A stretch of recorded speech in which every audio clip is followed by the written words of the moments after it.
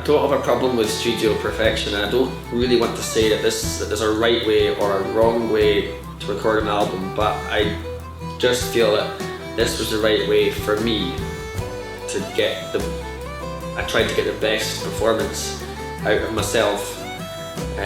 So I don't really have a problem with any other way of recording an album, and I'm not going to start kind of, chastising other ways. Although I do some albums, I have worked on albums in the past where there's been a lot of editing and doing drop-ins, as you call it, where you replace a line, and I just sometimes, I think I was just shying away from, I wanted an album that I could believe in. Like, I wanted to be able to listen to it and go, that is a recording of us playing.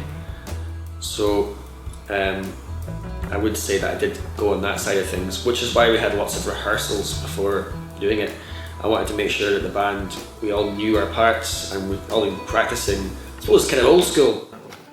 Yeah. How many times is it at the start?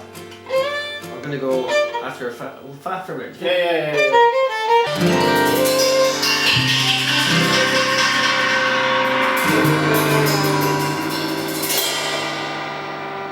I think you can definitely hear when a band have been playing together a lot. You can hear a recording and you can tell, I think, when a band are really in the pocket with each other and they really know each other well, and that comes across, and that's definitely something that I wanted.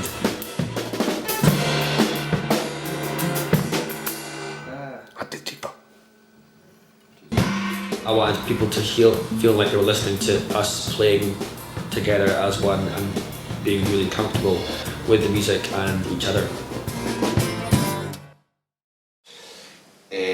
First time round is a G minor, second time round is a G sus4, third time round is a G7. So it's all G? Yeah. It wasn't necessarily doing a live album. It's that he wanted to play with the people live, but the reason behind that is because he didn't want to be sitting tracking in the studio, which is unnatural. Yeah. People assume that because you're a good live musician that you can then go in the studio and do tracking, and the two things are so far apart, it's unbelievable, you know. I chose the CeilidhPlace in Ullapool simply because it's a really familiar, welcoming, lovely environment for me, and in one in which I spent a lot of time playing. I've played in the clubhouse about 10 years ago, and I recall the audience that is, being so close to me, literally 3 or 4 feet away, if that environment was so scary that it really put the musicians and myself right on edge and made us play out of our skins, because even though the number of people there was quite low and small, the fact that they were so close to us was so scary that it really brought out, I think, an exciting performance. You could see their eyebrows going up or down, and you could really tell if they were liking it or not liking it. So it really enabled, I thought it would enable us to have that empathy very much heightened and hopefully bring out a good performance from the band.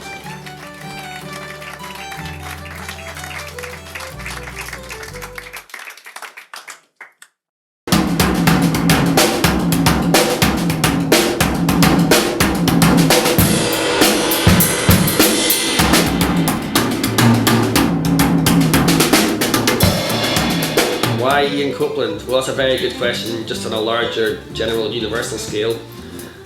No, I love Copey, as he's known, for his incredible timekeeping. His ability just simply to keep time is absolutely second to none. And on top of that, you've just got his huge experience as a drummer within the jazz world, within the more rockier side of things. And yeah, I just love playing. I've also played fiddle with Copey for a number of years in various different outfits, like the Peatbog Fairies or Session 9 for a while, Babelfish, lots of other bands, and yes, there's many reasons as to why Ian Copeland. And he's quite a character, eh? That would be an understatement. So, tell us about Copey's character. Copey's character, formidable,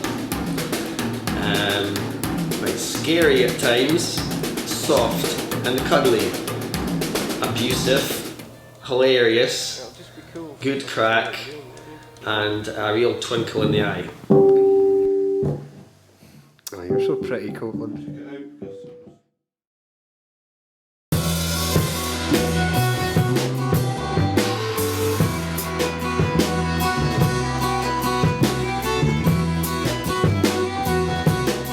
John Spears is an incredible bass player.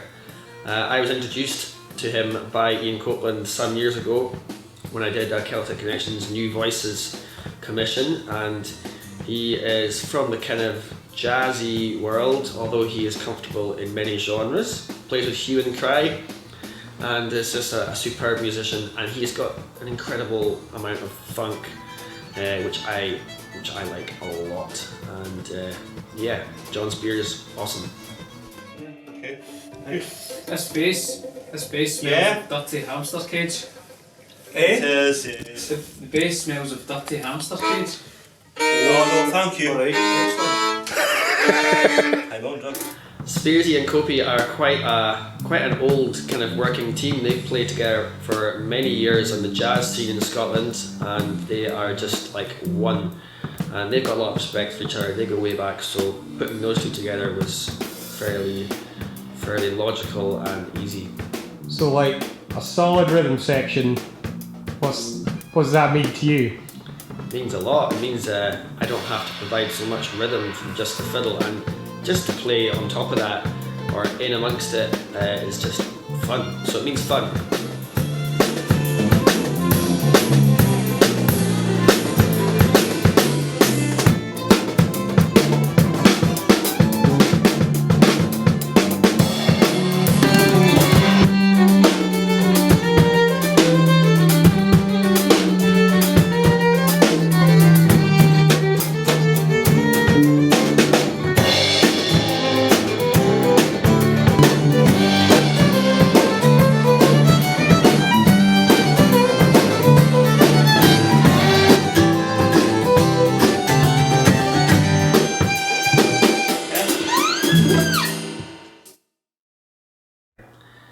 Yeah, I think in many ways Mark had the toughest job out of anyone in this whole thing, because he was setting up the room, the live room for recording.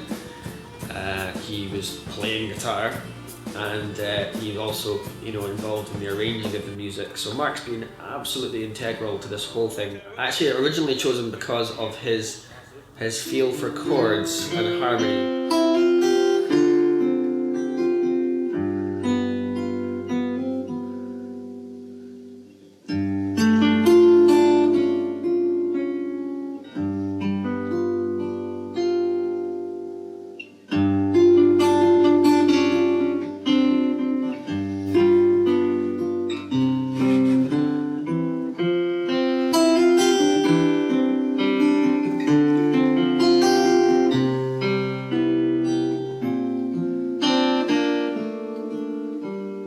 I've been listening to him for a long time, as well as playing in a band, and I just love his harmonic aspect, his groove, his slight jazziness, and he's an incredible studio engineer, producer, all-rounder, and good bloke, and I just felt like that's a man who I trust.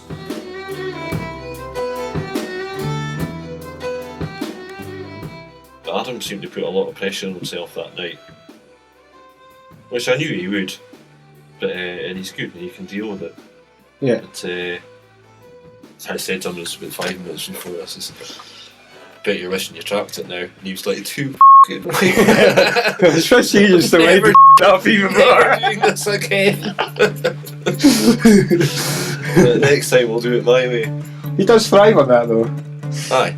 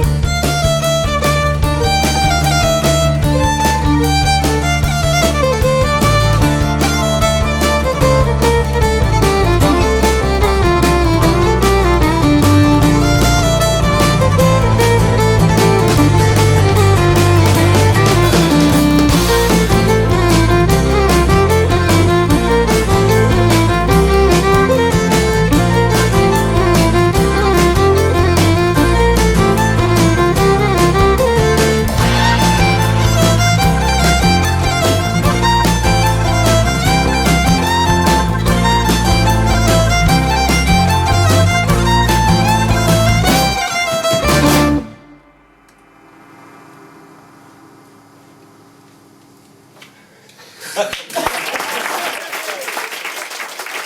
would argue that the music on Squall is entirely traditional, simply because I think traditional music is a concept more than a specific sound, and over the last few hundreds of years you can clearly see in the tunes that people who write traditional melodies have always felt entirely comfortable with taking a little bit of popular culture that's there at the time and incorporating it into traditional music. There's shades of Baroque in some tunes in the Gnocchi collection from the 1700s. You can clearly hear Baroque influences, so that would have been quite radical at the time.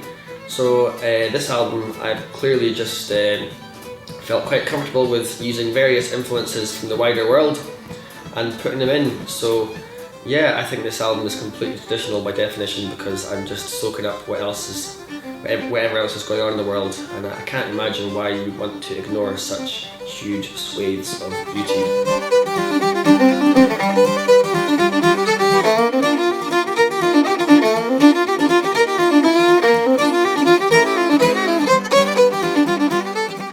It's not like the traditional format of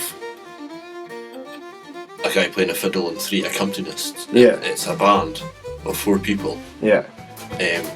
But also created the format where Adam is the singer and he's also the lead guitarist. Yeah. So he's doing both jobs. That was the things to set up. You're looking at drums, bass, guitar, Yeah. and fiddle. And if you change that word fiddle to violin and see if that set up to someone else, it's like, well, that could be a jazz trio, I'm talking about, or anything like that. So it was that. Those acoustical values were the place to start. Aye. And then the rest comes in playing, I think. Yeah. Because Adam, the style of this stuff is multi-genre, Aye. It is multi-genre.